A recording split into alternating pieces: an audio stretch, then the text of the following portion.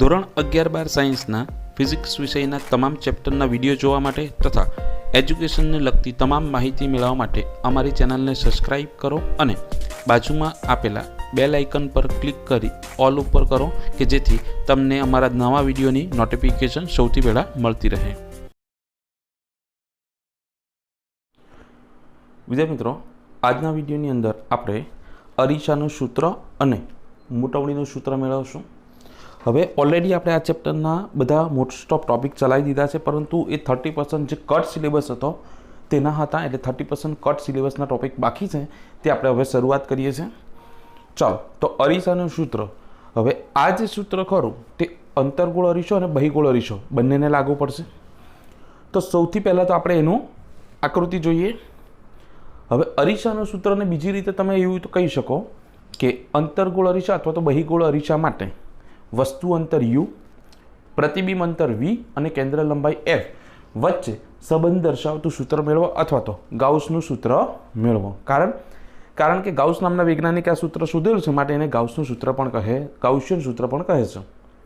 તો પહેલાં તો આપણે આકૃતિ ડ્રો કરીએ અને જે પ્રમાણે હું વિડીયોની અંદર બોલતો જાઉં તે પ્રમાણે તમારે વિડીયો જોતાં જોતાં લખતા રહેવાનું છે, કેમ કે આખા વિડીયોની અંદર જો હું બધું લખવા જઈશ તો વિડીયો ખૂબ જ લોંગ થઈ જશે. તો મેં એક અંતર્ગોળ અરીસો લીધો છે. હવે તેની આ બાજુની જે સપાટી ખરી જમણી તરફની તેના પર કલર કરેલો છે. હવે અહીંયા મુખ્ય કેન્દ્ર F છે, અહીંયા વક્રતા કેન્દ્ર C છે. તો અંતર્ગોળ અરીસાની સામે, અને આ અરીસો નાના દર્પણ મુખવાળો છે. નાનું દર્પણ મુખ એટલે કે આ કર્વ શેપ બહુ ઓછો છે. અંતર્ગોળ અરીસાની સામે મુખ્ય કેન્દ્ર C થી દૂર એક વસ્તુ મૂકેલી છે AB. આ વસ્તુની ઊંચાઈ h છે. હવે આ વસ્તુનું પ્રતિબિંબ અરીસા વડે કેવી રીતે રચાય તે આપણે જોવું હોય તો ધારો કે આ અરીસાનું અહીંયા ધ્રુવ છે P. તો કોઈ પણ બિંદુનું પ્રતિબિંબ અરીસા અથવા તો લેન્સ વડે મેળવવું હોય તો તમારે એ બિંદુમાંથી બે કિરણો પસાર કરવા પડે. એ બે કિરણો અરીસા દ્વારા પરાવર્તન પામી જ્યાં ભેગા થાય ત્યાં શું મળશે? એનું પ્રતિબિંબ મળશે.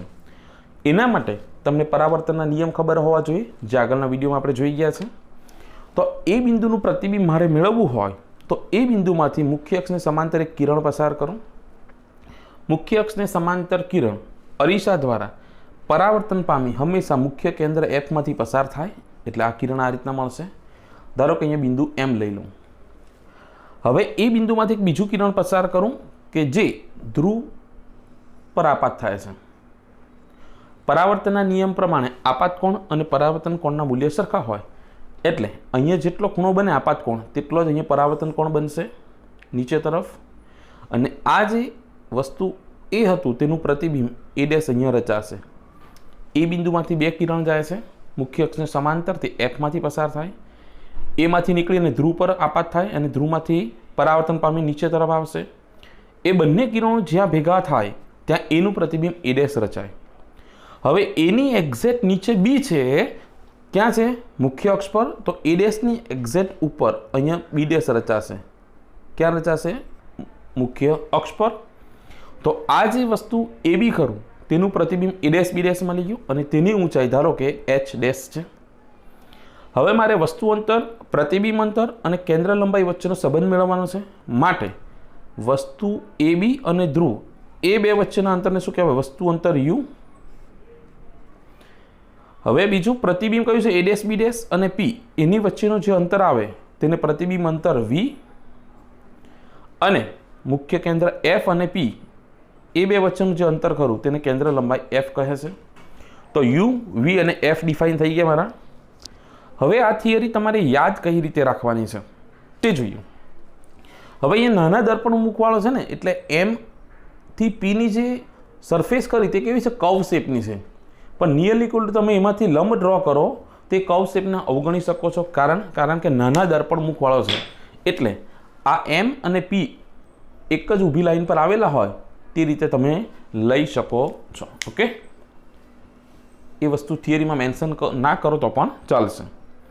હવે આ થિયરી યાદ કઈ રીતે રાખવાની છે? એક તો આકૃતિનું નિરૂપણ કરી દીધું, ત્યાર પછી કહેવાનું અહીંયા કે ભાઈ કઈ વસ્તુ શું છે? આ U, V અને F. તો B થી P નું અંતર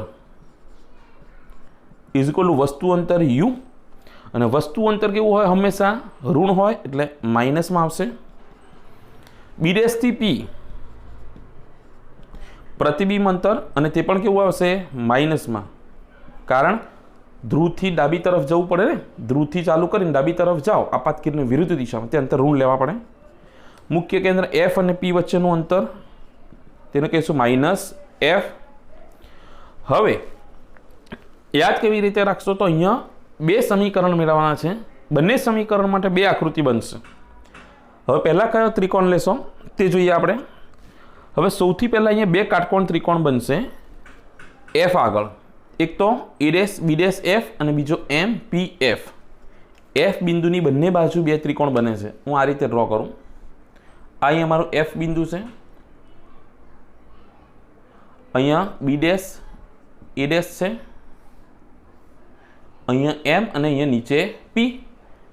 તો આના પરથી એક સમીકરણ બનશે. પહેલું સમીકરણ કે આકૃતિમાં દર્શાવ્યા મુજબ બે કાટકોણ ત્રિકોણ કયા કયા બે છે? એક તો A dash B dash F, A dash B dash F, અને બીજો ત્રિકોણ છે એમ પી એફ. ત્રિકોણ એમ પી એફ માટે હવે એકરૂપ ત્રિકોણ હોય અથવા તો સમરૂપ ત્રિકોણ હોય તો શું કરવું પડે? હવે આની અંદર શું કરવાનું? ઊભી બાજુના છેદમાં ઊભી બાજુ, આડી બાજુના છેદમાં આડી બાજુ. અહીંયા ઊભી બાજુ કઈ છે? A dash B dash. આ ત્રિકોણમાં A dash B dash F ત્રિકોણ છે તેમાં ઊભી બાજુ કઈ? A dash B dash. અને આ ત્રિકોણમાં ઊભી બાજુ એમ પી, ઊભી બાજુના છેદમાં ઊભી બાજુ, આડી બાજુ બી ડેશ એફ ના છેદમાં એફ પી અથવા તો પી એફ, તમે જે લખો તે.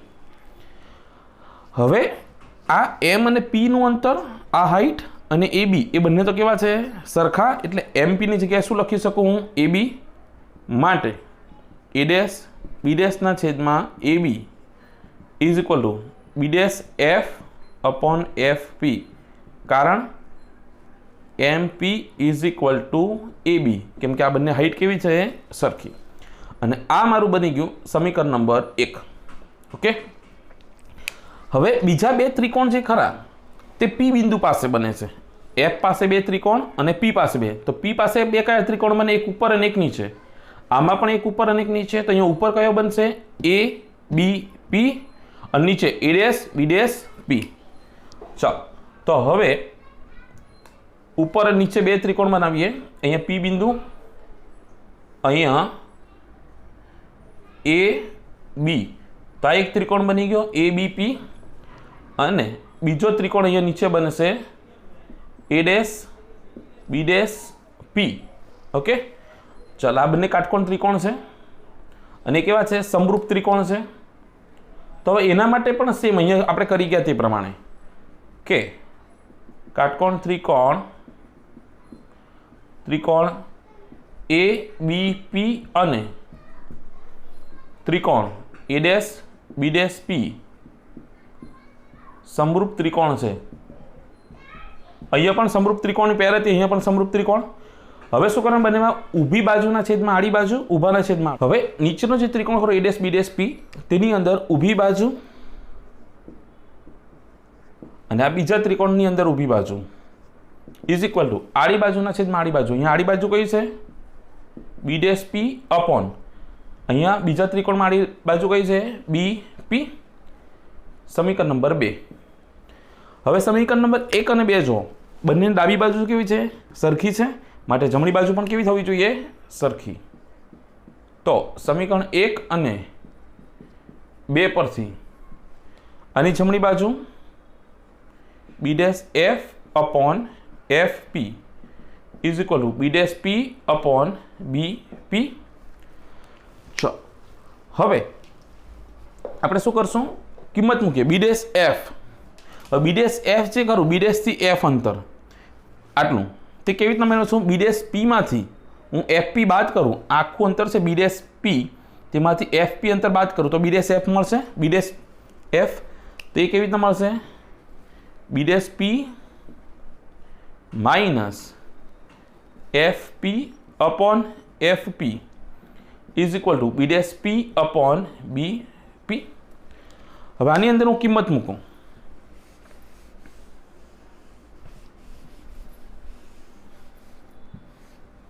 અચ્છા, બી ડેશ પી કેટલા છે?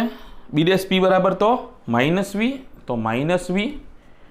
આ માઇનસ એફ પી કેટલા છે?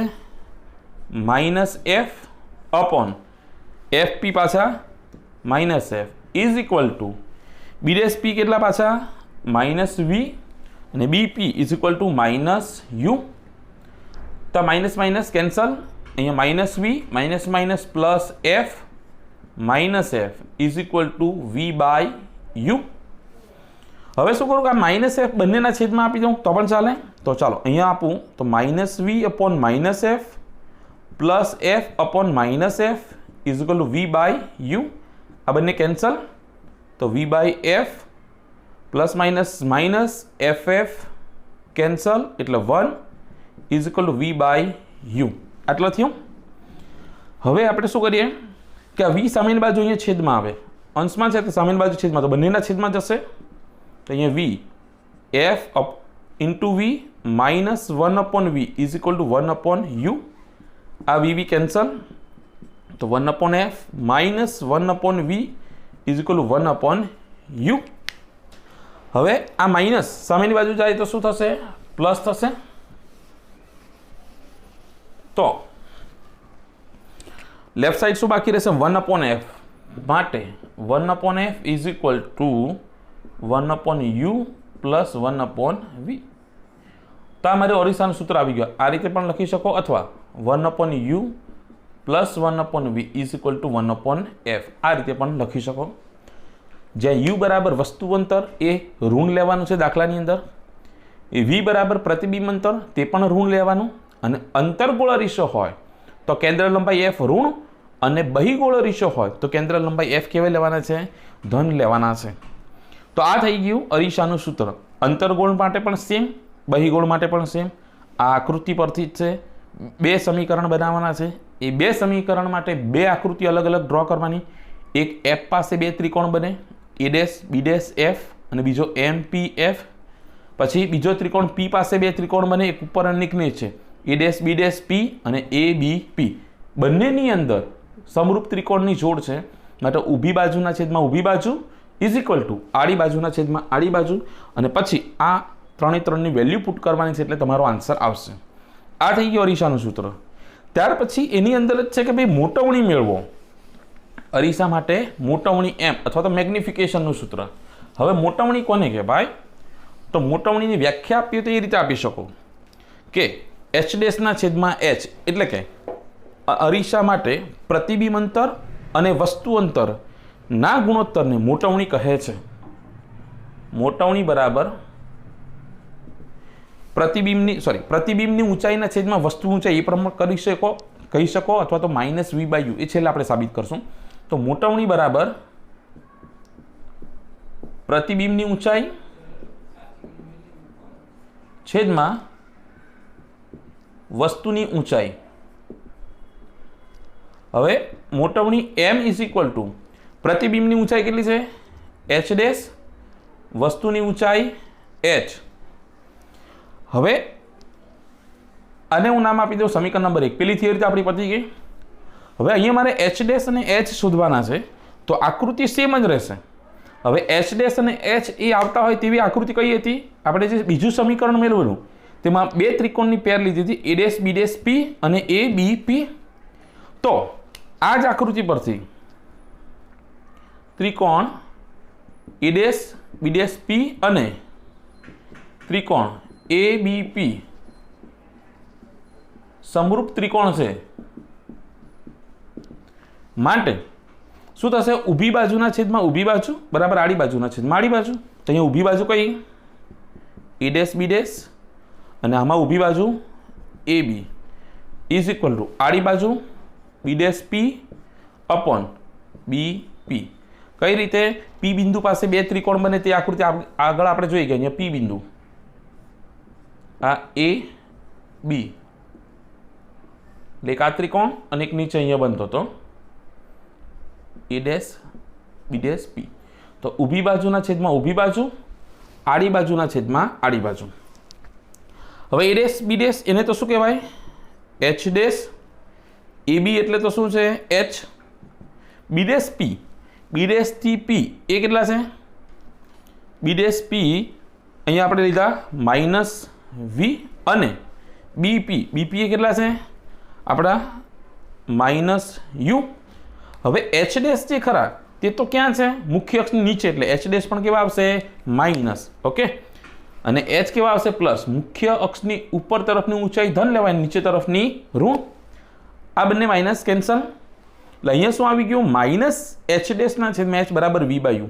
હવે બંને બાજુ પાછું માઇનસ વડે ગુણું તો એચ ડેશના છેદમાં એચ, કેમ કે આ minus minus plus is equal to minus v by you. હવે સમીકરણ 1 ની અંદર શું હતું? મોટવણી m